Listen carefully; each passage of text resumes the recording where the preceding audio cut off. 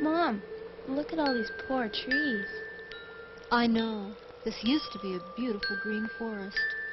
Everything looks so dead around here. Well, if you look a little closer, you'll see there's really lots of living things. I bet it used to be pretty here. It was beautiful.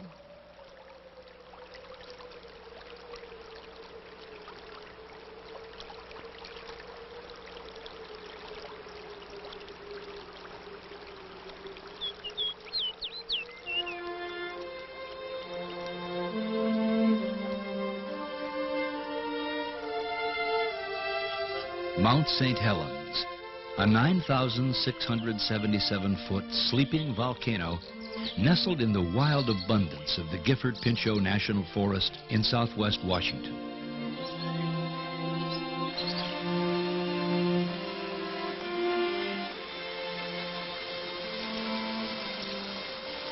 Before it began to awake from its slumber in March 1980, Mount St. Helens was indeed surrounded by beautiful, bountiful forests and lakes and streams.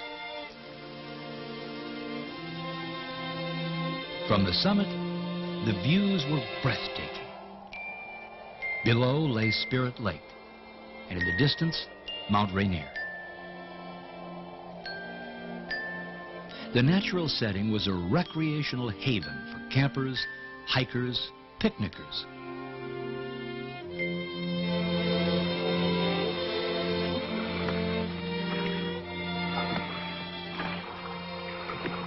Thousands of children had their first camping and boating experiences on Spirit Lake at the YMCA's Camp Meehan and other youth camps.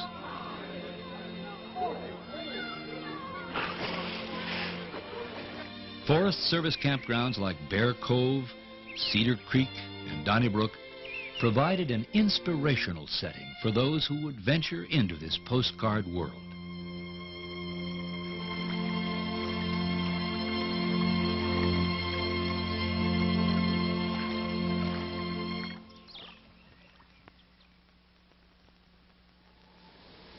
Though a sleeping volcano, Mount St. Helens was active many times in the history of the area, so much so that early Native Americans called it Fire Mountain. Big eruptions were seen as late as the mid-1800s. Then, the mountain seemed to go back to sleep again. We are directly over Mount St. Helens right now, and there is no question at all that the volcanic activity has begun. You can see smoke and ash pouring from the top of the mountain, especially on the north side of the mountain. March 27th, 1980. Following a series of earthquakes under the mountain during the previous week, Mount St. Helens began to wake up. A 250-foot wide crater opened, spewing ash and steam.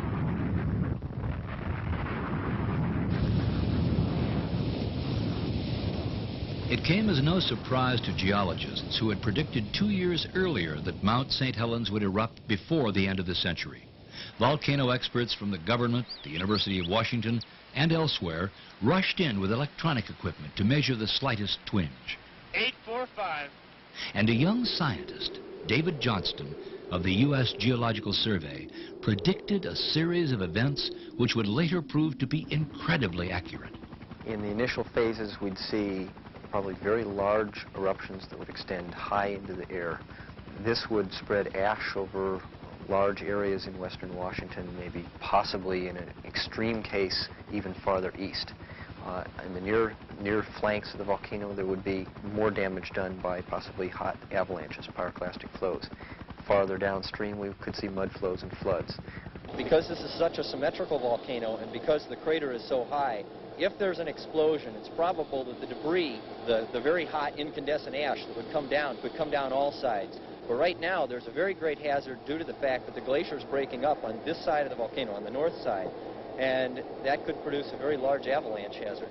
By early April, the crater had expanded to 1,500 feet wide and continued to grow.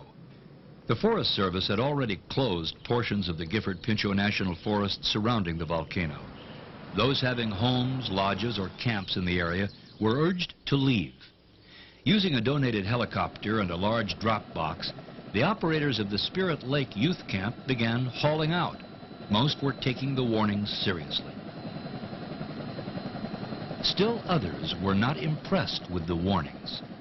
You don't mind working in the shadow of the mountain, then? No, not at all. There's nothing to be scared of. More danger than one of them trees falling on the backside than there is a mountain of exploding. For 83-year-old Harry Truman, operator of St. Helens Lodge on Spirit Lake, the warnings fell on deaf ears. He wasn't moving anywhere. That's my life. Spirit Lake and Mount St. Helens is my life, folks. I've lived there 50 years. It's a part of me. That mountain and that lake is a part of Truman, and I'm a part of it.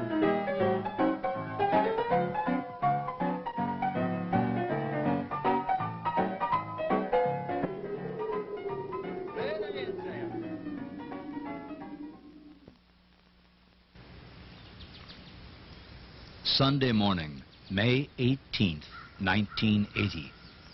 It was like any other morning for a Forest Service tree planting crew on the lower southern flank of the mountain until 8:32 a.m.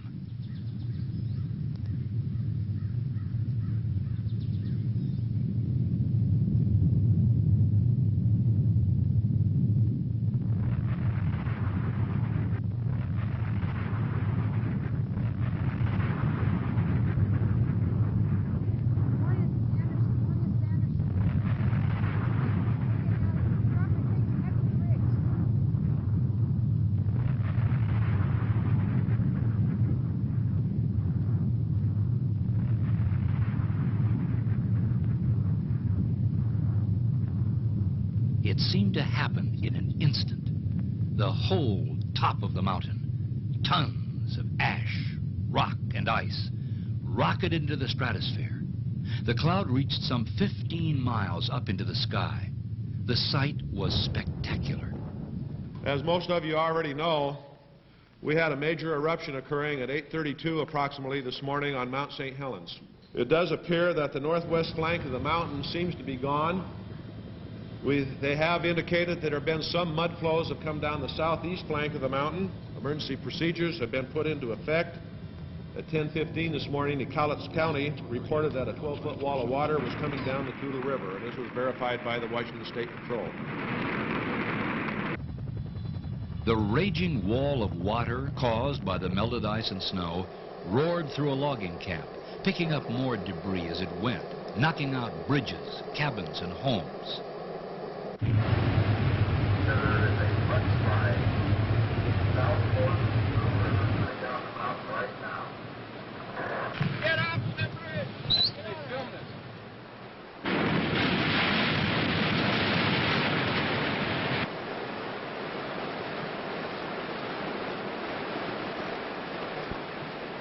In a matter of hours, the flood surged under the Tula River Bridge on Interstate 5, forcing closure of the main arterial between Seattle and Portland. Entire forests with logs hundreds of years old passed by stunned onlookers. Eventually, the logs and mud reached the Columbia River, clogging the river channel and closing it to freighter traffic. But the wind was blowing the ash in a northeasterly direction, and at noon it was pitch black in much of central and eastern Washington. KITAM and CATS FM urges everyone to not panic. If you want to start getting out some water supply... The gritty clouds seemed to some like the end of the world. I'm sorry, the road is closed from here any further east. Okay. This is as far east as you can go. All over eastern Washington, people and other living things suddenly had to deal with a world full of ash. Ash from a plume that eventually spread around the world. For a while, roads and highways hundreds of miles away had to be closed due to blowing ash. The ash was everywhere, and because it was so light and fine, the grit got into everything. Water simply turned it into a substance with the consistency of wet cement. Meanwhile, the biggest rescue operation in the history of the Northwest was underway, involving military helicopter units, volunteers, and Forest Service employees, all coordinated by the county sheriffs. Look at this. It doesn't even look like the same country. Even the valleys have changed. Nothing matches the map. Where's Spirit Lake? Is that it over there? I can't believe I've camped up in this area. It doesn't look like any place I've ever been before. Rescue operations lasted for 2 weeks. 170 people were brought to safety, but 57 were dead or missing. Geologist David Johnston was at a scientific research station 6 miles northwest of the mountain. Harry Truman was at his lodge. Neither was ever found. Okay, I think we've got a car down here on the left. Looks like a Japanese car of some type. From the perilous vantage point of a still photographer and the actual recorded transmission of a ham radio operator, we learned a lot about what actually happened in the first few minutes of the eruption. I just felt an earthquake, a good one. Now we've got an eruption down here. Now we got a big slide coming off. The slide is coming off of the west slope.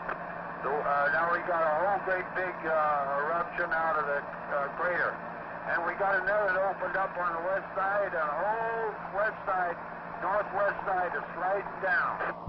All right, we got it, boy. The whole northwest section and north section blown up, it's coming up over the ridge towards me. I'm going to back out of here.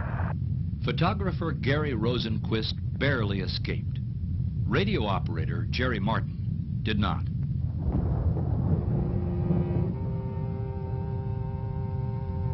This was not an eruption that spewed molten lava, but throughout the day, pyroclastic flows of hot gases, ash, and pumice rolled down the mountain at speeds of up to 100 miles an hour, searing everything in the way. In the valleys below, steaming hot mud flowed over businesses, campgrounds, roads, bridges, homes.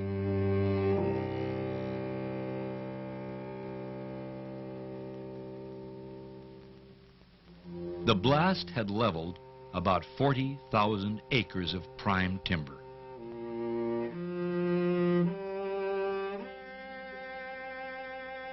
The avalanches of debris, rocks, mud, ice, and snow created a massive natural dam at one end of Spirit Lake. Should the dam give way, communities downstream would be threatened by catastrophic flooding. To reduce the threat, the Army Corps of Engineers first used pumps and later a tunnel to keep the lake at a safe level. On privately owned lands, salvage operations to reclaim the downed timber got underway quickly. After a careful environmental analysis, the Forest Service allowed salvage in the National Forest. Though there have been lesser eruptions several times since May 1980, scientists from the U.S. Geological Survey visit the steaming crater, continuing to monitor the changes taking place.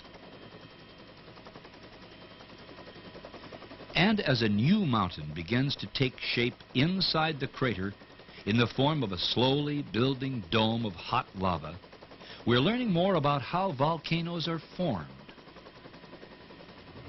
Other researchers from the Forest Service, universities, and private research organizations are conducting ongoing research projects in areas affected by the eruption. All of them are seeking answers to such questions as, how did the eruption affect water, plants, and wildlife? How can we better predict eruptions?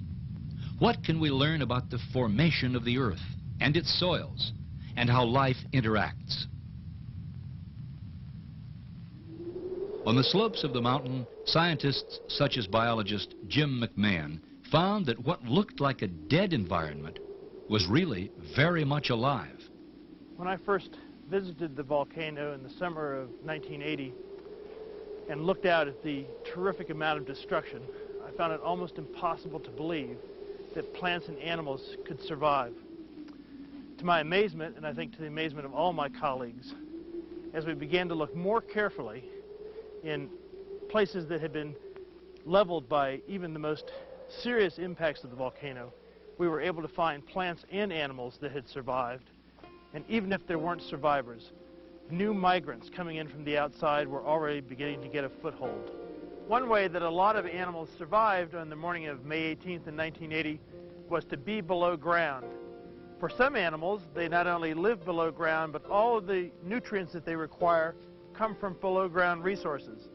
A good example of that is the animal that made this mound, the pocket gopher. Not only do pocket gophers stay underground and they can survive with the roots and bulbs that were underneath the volcanic material, but they actually help the new plants that are coming in to reestablish.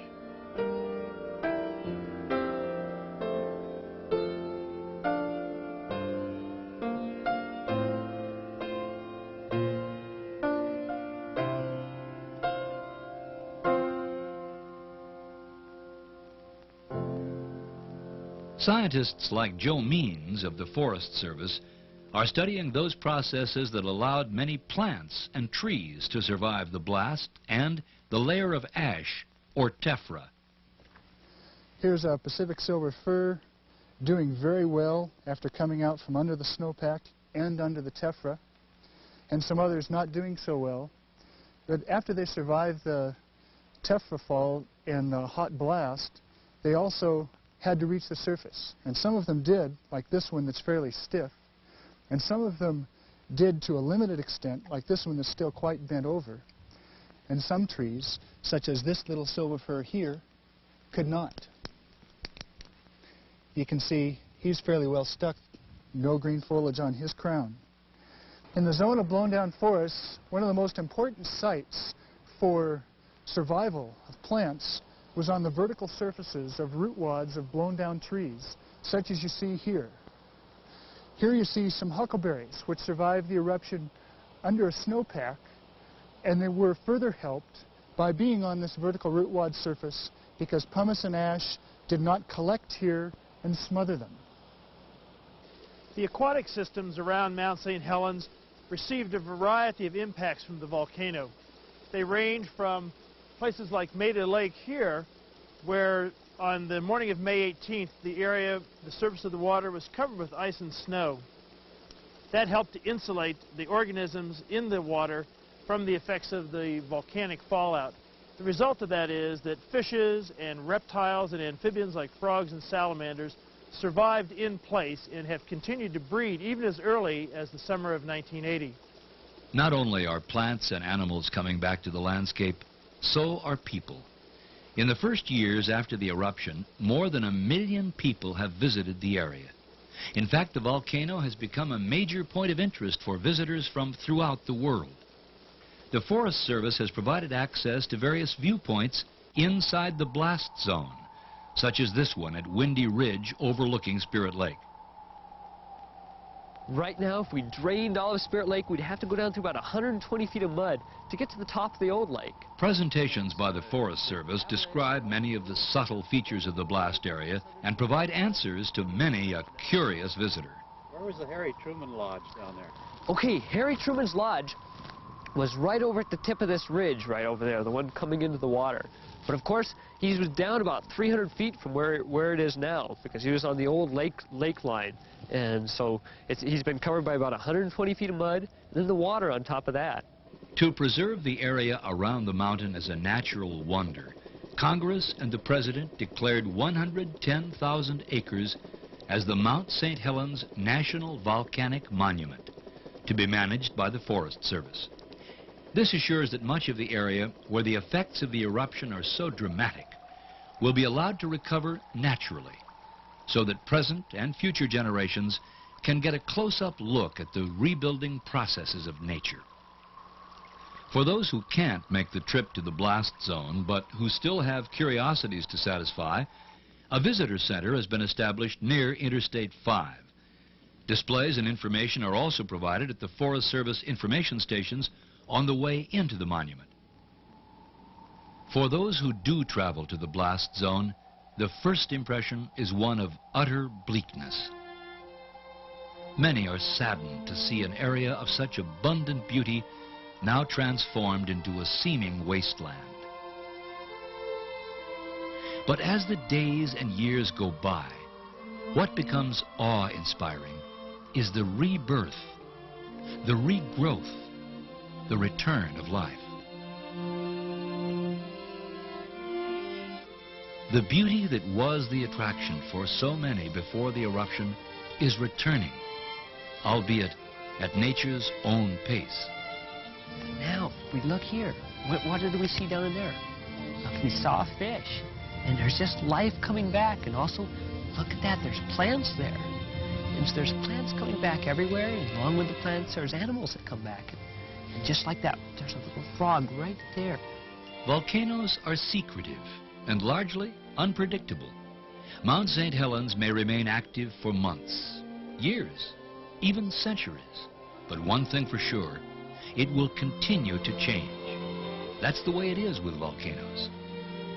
For now, we have a landscape in transition, a rare opportunity to look into the Earth's window and learn more about our planet and the life that thrives upon it, and a chance to marvel at nature's persistent ability to heal what seem to be devastating wounds and to rebound and prosper with abundant life and beauty.